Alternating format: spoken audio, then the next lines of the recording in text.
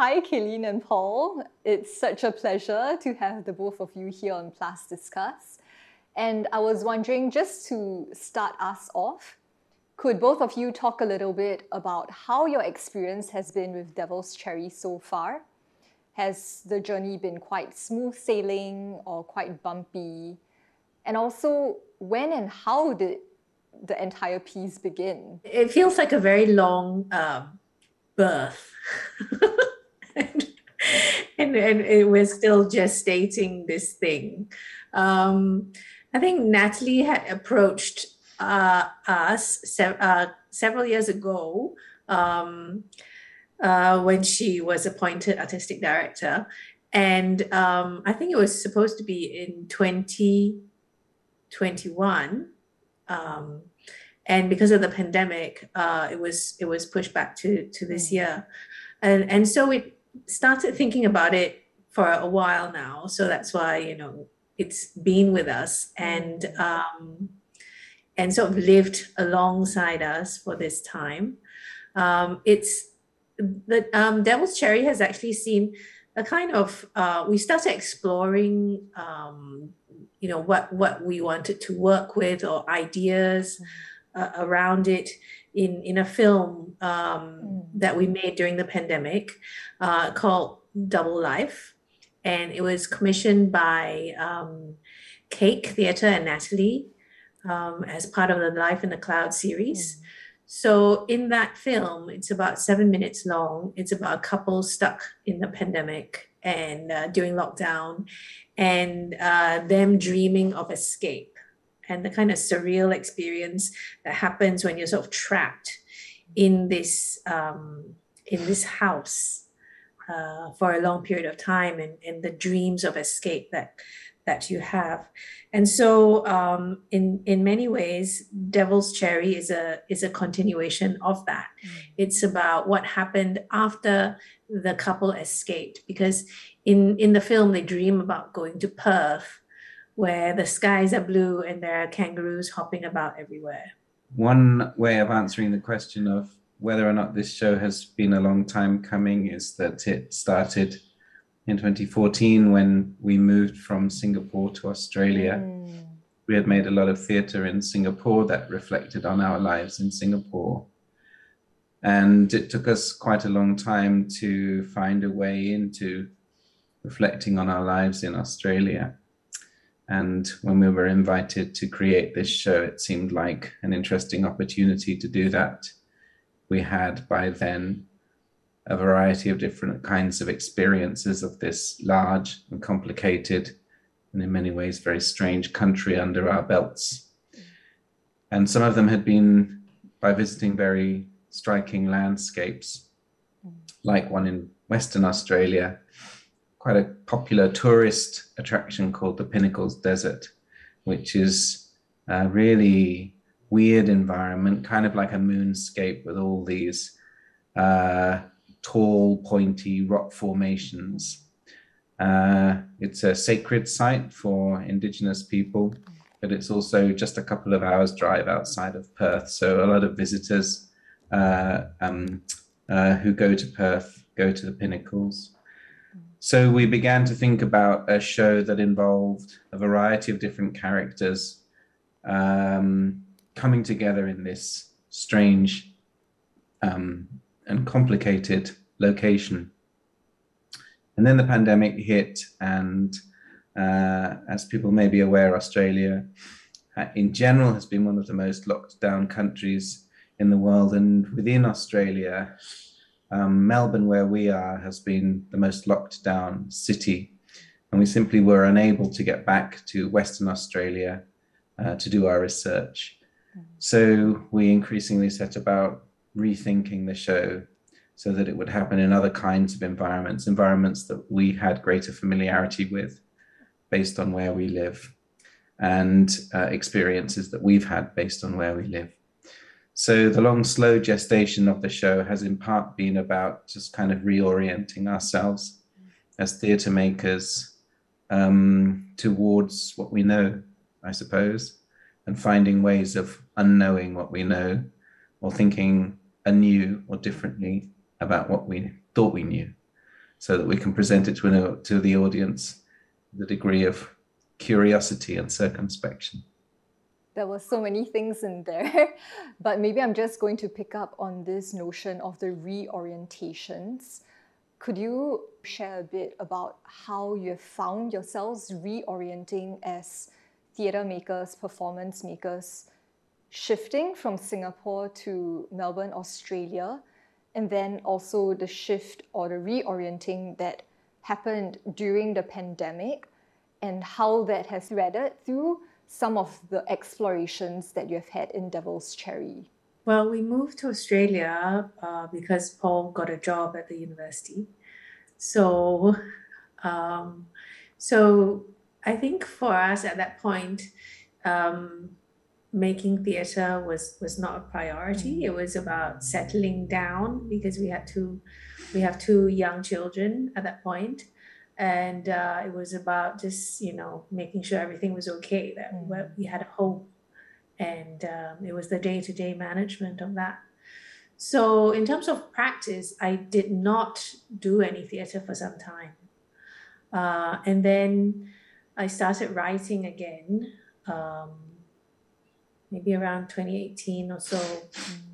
And I've just mainly focused on a lot of writing and still doing sound-related projects. And slowly, creeping back into Singapore through writing for me.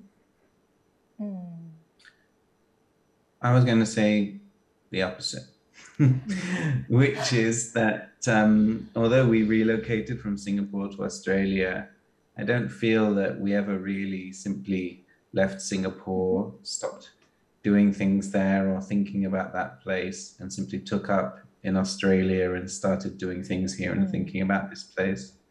Kaylene especially, but me too, to a certain extent, and perhaps especially under lockdown, where it kind of didn't matter about your immediate location, because your immediate location was only as big as your own house, really, has always lived in between Singapore and Australia. A lot of Kaylene's work especially continues to come from Singapore. Kaylene is on the phone or Zoom every day with people in Singapore about different aspects of what she does. And so I wouldn't say that it's as obvious as us being simply living in between, living some liminal life. But it's certainly the case that we maintain this powerful, imaginative relation with a place that our bodies are not, and a compromised relation with the place we find our bodies in. I feel like that really comes through in Devil's Cherry. And I noticed that in the script of Devil's Cherry, there is a very strong sense of both being in Singapore, that the couple is somehow still repeating the rhythms of their lives in Singapore, even though they are now in a different place, right? That it seemed that initially there was a shift in the rhythms, and then it very quickly reverted back to the rhythms that they were used to in Singapore. Is that something that was a big preoccupation for the both of you in thinking about the rhythms of the couple and the rhythms of a place? Yeah, I mean, those domestic scenes between Debbie and Mo, they do have that quality of a couple that sort of, that's very familiar with each other, and there's that everyday rhythms, that's very present in how they interact with each other, for example. And how much of that, is I mean, I guess we're playing with how much the landscape affects that or doesn't. How much of that how much of what you've built as a couple stays, amongst all the changes around you. So in one regard, the two Singapore characters, Debbie and Mo, swap a small place for a large place. and look for escape. We're interested always in that Singapore dream of wide open spaces and cheap cars that Australia sometimes represents to people. But of course, as Kaylene says, the question of how much you carry with you when you move from one location or environment to another is part of our concern. We think of Debbie and Mo as being on the run from each other together in search of themselves by means of each other. So there's always this dynamic tension. There's always the possibility held out by new places that they'll find new versions of themselves, maybe truer or more real versions of themselves, but they can never entirely slough off everything that they bring with them to those new places. And of course, the fantasy of wide open spaces is that those places are themselves somehow empty, simply waiting to receive the tourist or the consumer or the lost soul. But those places are, of course, not empty. They are populated both in the present and with the past. And so bringing themselves into these new locations or environments always brings some kind of collision or challenge or difficulty with it. The history of a place is something that both of you have really dealt with before in your body of works.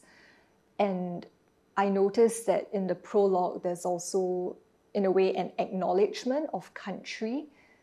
Could you talk a little bit more about the notion of land acknowledgement and how that's influenced maybe Devil's Cherry now that you're in Australia compared to in Singapore, right, where we don't have as much of a consciousness of this idea of acknowledging land, acknowledging country? Yeah, I think that's one of the big challenges about doing a show about Australia or about Australian landscapes is that, you can't escape from that. You have to, it's just so present that, doing it. I mean, when we started writing the script, it felt like we had to do it. But it was also a question of how to do it. I think in Australia, it has become kind of, I don't know, it's a bit like tokenistic sometimes that people do it because they have to do it. But we wanted to find a way of, thinking about that and how it could also relate to Singapore, and what it means about being present in Singapore in that particular space, in that power station. But I'm limited in my qualifications here, both in terms of not being Australian and also in this context, what one says is deeply informed by who one is and where one comes from. So the short version is that modern day Australia is a settler colonial society whose history stretches back only several hundred years. And the arrival of the settler colonists or colonizers involved effectively an attempted genocide over a period of time of the indigenous peoples who had been on this land for up to 60,000 years. The genocide never was fully realized, but very large numbers of people died, and very many aspects of First Nations cultures were disrupted. Languages were lost and forgotten. bloodlines and heritages were disrupted too. Modern day Australia is still coming to terms with this past, and one might say is still very far from coming to terms with this past. But acknowledging country at the beginning of significant public events, meetings, speeches, and so on, is an important means by which people who have arrived here more recently pay their respects to those whose lands, whose unceded lands they live and work on.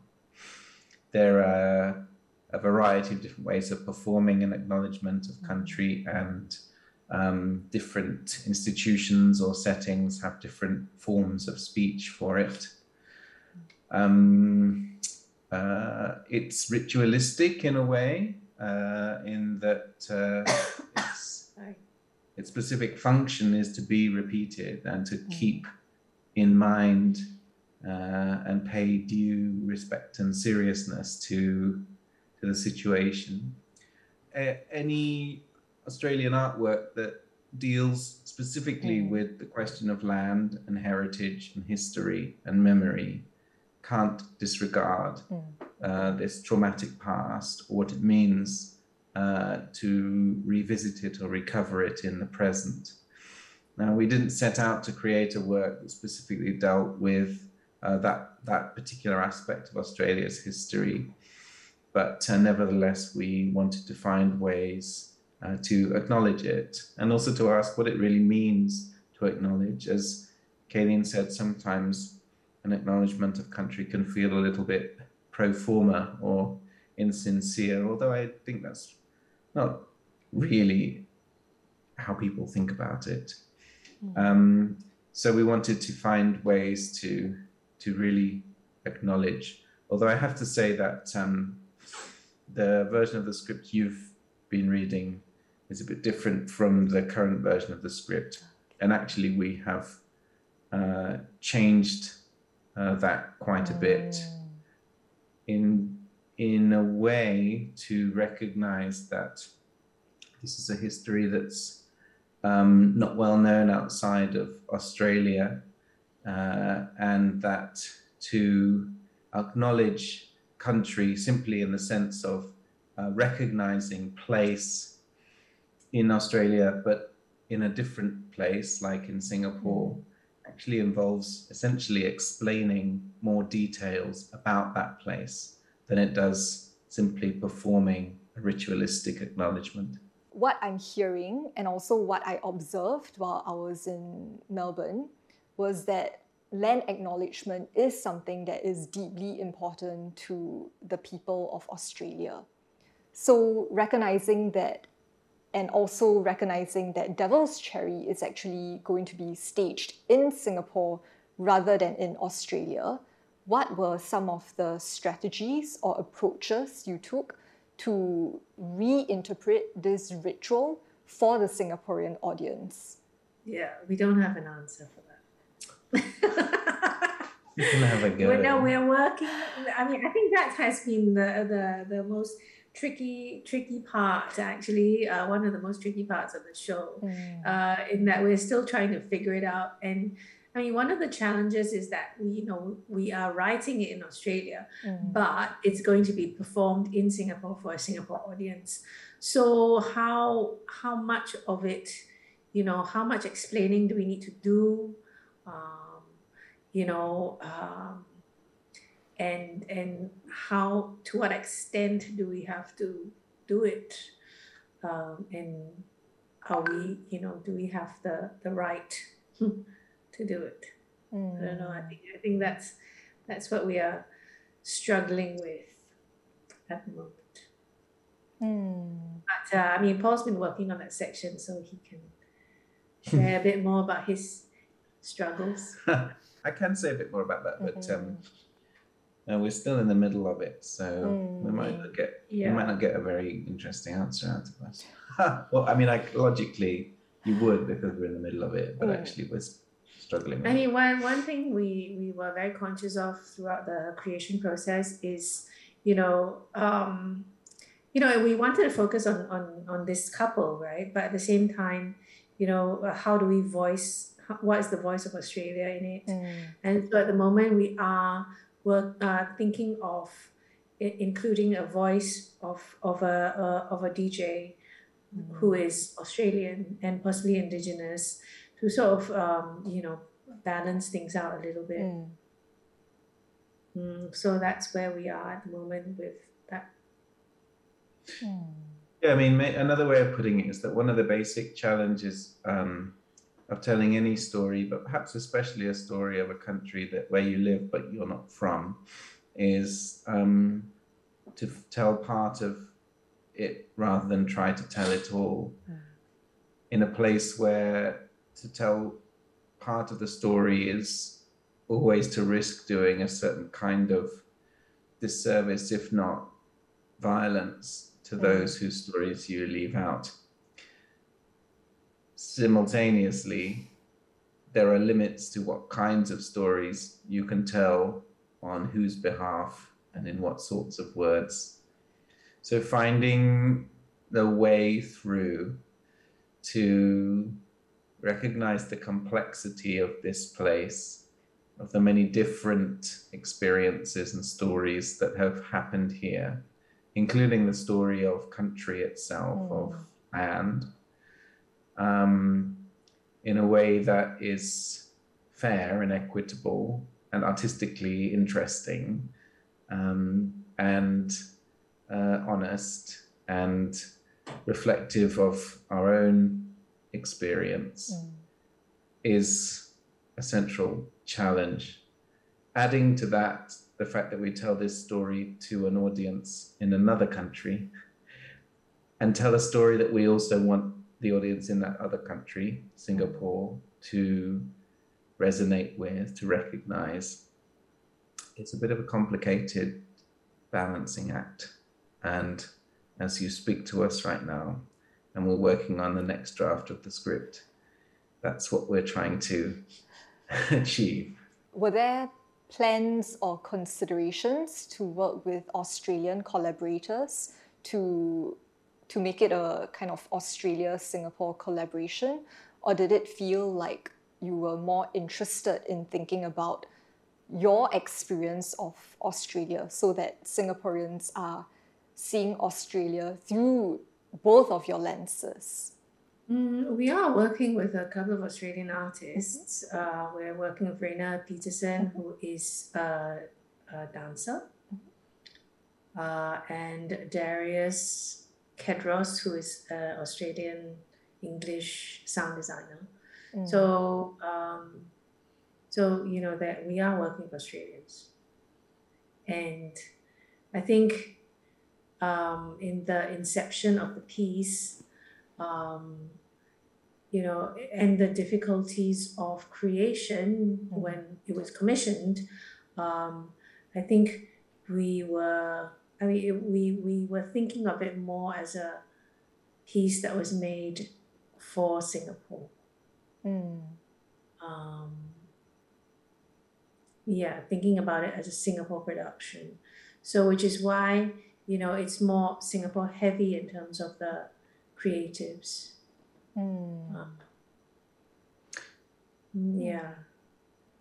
But each of those Australian artists brings their own very complex perspectives to bear. Darius is a sound designer and a sound artist. He listens. He listens to Australia. He wanders around the bush and the outback with a microphone and headphones, recording the sound of the place. Raina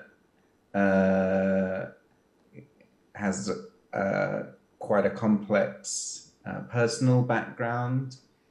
Their mother is a Fijian Indian, and their father is a white Australian.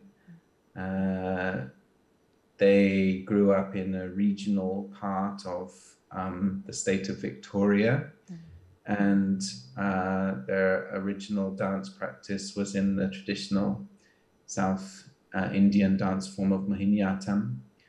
before they developed contemporary practice alongside a kind of club culture aesthetic. And so, in a sense, no one in the show represents any simplistic version of Australia. And of course, that's just the nature of Australia, as it is of Singapore. So while the question of Australia and the question of Singapore have both exercised us somewhat in the course of creating this work, when it comes down to it, you can't write or create a whole show at that level. It always comes down to the specificities and the details of the individuals you're working with, what they know and what they can do. So beyond a certain point, in a sense, we just have to have faith that those bigger questions will stay in the picture and that we'll kind of carry them with us into the detailed work of getting from the beginning to the end of the show, word by word, gesture by gesture, moment by moment, experience by experience. Recognizing that Liz is based in Singapore and Raina is based in Melbourne, could you share a little bit more about your plan about how to work with both of them when it comes down to the movement and the choreography for Devil's Cherry? I mean, obviously, one of the challenges of rolling lockdowns in both Melbourne and Singapore has been that we ideally would have had a development period where the 2 out of the 4 performers who are dancers could have worked together. But one is in Melbourne and the other is in Singapore. And those opportunities have been very rare. So instead, we have worked separately with each of them. And we have spent a little bit of time working in Singapore with Raina, the Australian performer, joining us on Zoom. And other times we have worked with Raina in Melbourne and filmed the results and sent those over to Singapore. But of course, there's a limit to how much you can do at a distance from each other. So to a certain extent, we have held off doing too much choreographic work in the development process, and we'll work quite intensively on that once we are all in Singapore.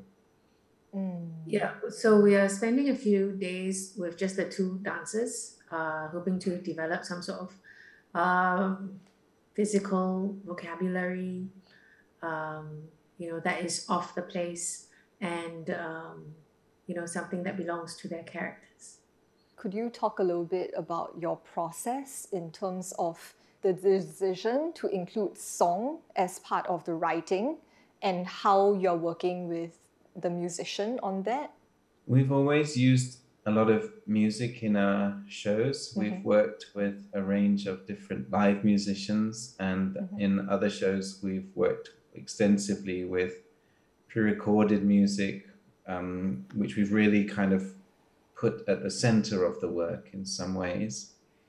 There are 2 musical presences in Devil's Cherry. There is the soundscape, which is designed by Darius Kedros. And since the audience will be seated at some distance from the stage and the performers in a very large and not especially acoustic friendly former power station, they will have an intimate audio experience listening on headphones to what the characters say as it is mixed in with the soundscape created by Darius. Along with that, periodically we hear the songs, a selected number of songs by an Australian singer-songwriter called C.W. Stone King, who has an incredibly distinctive style. We call it Gothic Outback Blues. That's our description, not his. He's a storyteller in his songs. He has a kind of unplaceable voice and accent. It seems to be informed by the American blues, but also the Australian experience of the land. There's something perhaps of a kind of Nick Cave type sensibility in the stories that he tells. And we just got to listening to the music while we were thinking about the show. And before we knew it, we had sort of placed 3 or 4 of his songs in the run of the script, in the flow of the script, and they seemed to anchor or accentuate particular moments in the story or in the emotional development of the characters. So we got in touch with his agent and secured permission to use the songs. And so it just brings a different kind of energy and a different texture to the work.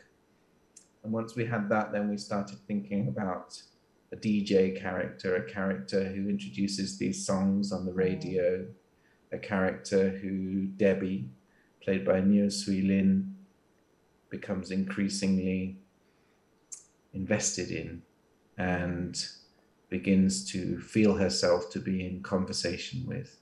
So then it opened up new possibilities for the story and the character. That's really exciting. I'm really looking forward to seeing how that will pan out. So it sounds like there will be headphones for the audience to experience, is that right? The performance is in some ways epic. It's taking place on a large scale, but in other ways intimate. So it's simultaneously right in your ear and, you know, in and amongst the synapses of your brain, while at the same time visually being something quite striking. Spell 7 has also worked a lot with site-specific work. How are you approaching the space of Pasir Panjang Power Station for Devil's Cherry? The Pasir Panjang Power Station is an enormous space, and it's got a really interesting quality about it. You know, the scale of it, plus the industrial nature of it, and so that was right for us in terms of trying to think about the Australian the vastness of the Australian landscape. So it seemed like, you know, it was a good venue to explore that in the power station, and to give people this sense of, give audiences this sense of scale of how tiny people are in this massive land of Australia.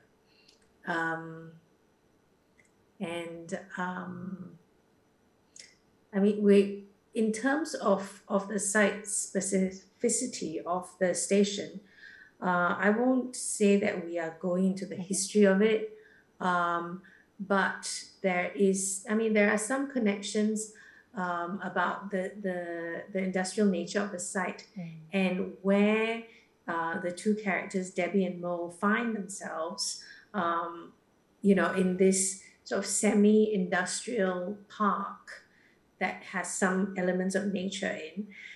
So there's that kind of connection of the industrial and the natural that we are locating into the power station.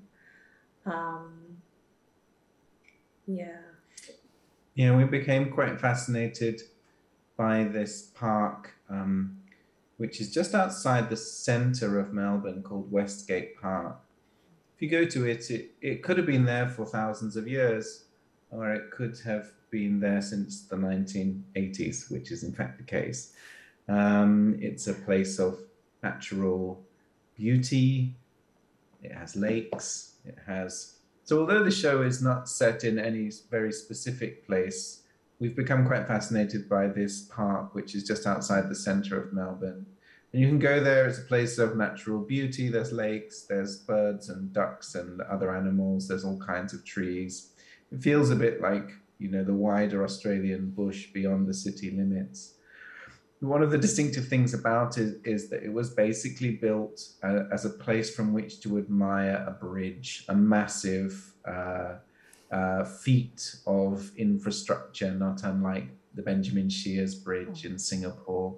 So wherever you go in this park, you can always turn and look at the bridge and to behold its beauty, which is interesting to us because, of course, most often people build structures from which you can observe natural beauty, but here it's the other way around. They created a park full of natural beauty from which to admire this epic feat of engineering and industrial architecture. And so we've become quite interested in that combination, that idea of, you know, the Australian bush, which is not the remote outback, but rather this in-between sort of space, some combination of city and country. And so the industrial architecture of the power station as a backdrop to this space of the stage, which is kind of the Australian outback and kind of the outback or bush of one's own mind or imagination, feels appropriate. And yet in the script, there is always this sense of the city and, in a way, civilization, I guess, being not so far away at all.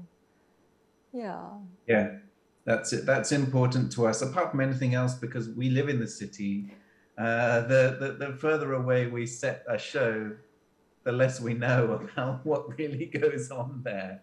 So it was important to us to try to kind of have at least one foot in the life that we know and the other in this very powerful world of the Australian bush, which is a reality. The vast bulk of the country is made up of these themselves very diverse environments and landscapes, but also is a very powerful part of the Australian imagination. The idea of what Australia is or looks like invariably involves some version of the bush.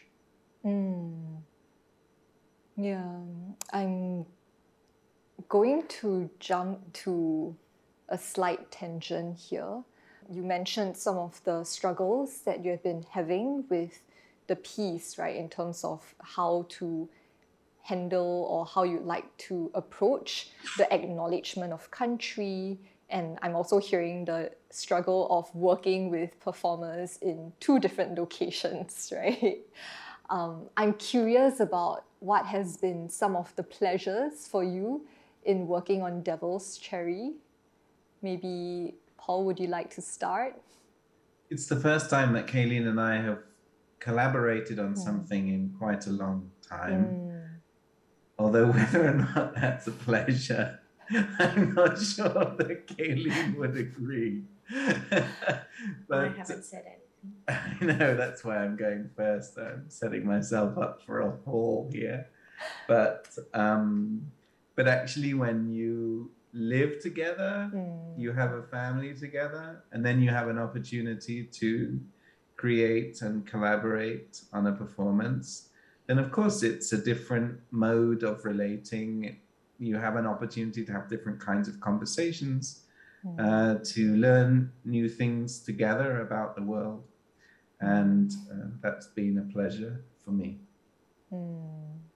That's lovely. Kaylene?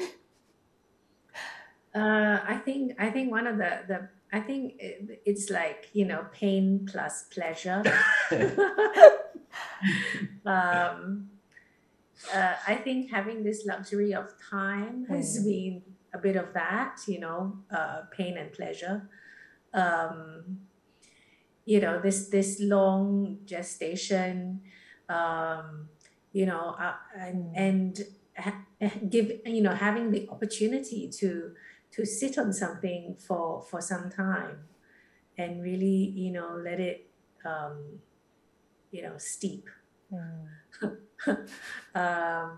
I think that is a pleasure, but at the same time it's also a worry. Are we overthinking things, and things like that?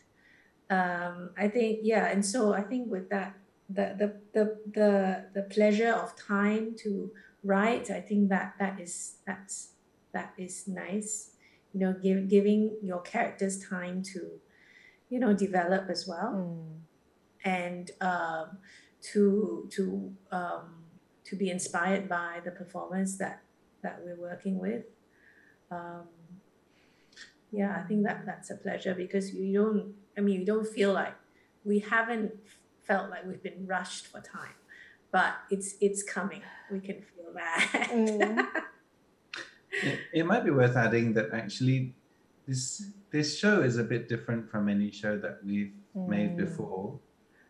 Previously, we devised first and wrote around what became necessary in the course of working with an ensemble on the floor in a rehearsal room. Whereas here, in part because we're older, in part because Kaylene does a lot of writing now for other media, for TV, and the web, and in part because we've been in lockdown, we wrote first. We wrote a whole script first, and we plotted it out. We're still plotting it out. We created characters, and we're still developing them. We're telling a story in a more linear way than we have done before. Although part of the pleasure has been both to discover and immerse ourselves in these conventions that we often rejected in the past, and then to find ways to kind of unpick or unravel them as the show goes on. Thanks for sharing. Is there anything else you'd like to say or share about your experience with Devil's Cherry, or the process of having worked on it? I don't know what you were... Okay, let me have a go. The show was originally called Debbie and Mo for a long time. And so it really centered on the two Singapore characters, Debbie and Mo. And it was only after we really started to kind of, in a sense, change and complicate their story with these other characters and with the character of the location they find themselves in, that we thought maybe we needed to shift the focus away from those characters and to find a different kind of title. And we really struggled.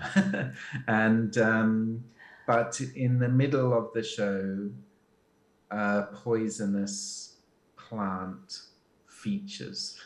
And in browsing around the invasive species that we find in Australia, we lit upon Devil's Cherry, which is another name for belladonna or deadly nightshade. And we'd been thinking about one of the characters, Marlene, as a malign kind of character, possibly the devil. Certainly a character driven by dark intentions. And so we were interested in this phrase, Devil's Cherry. It's vaguely sexual. It's underpinned by alluding to poison. We were interested in the history of the devil in Australia, by which I suppose we mean the history of settler colonialism, at least to the extent to which the colonizers brought the originally kind of Western Christian idea of the devil with them to Australia. And so embedded in the story of the title is a story of how we have changed and adapted our sense of the show and its themes. And that's also reflected in the publicity image, which features a sketch based on the character of Marlene, or the actor playing Marlene, Liz, garlanded with a mixture of different native and invasive plants from the Australian bush.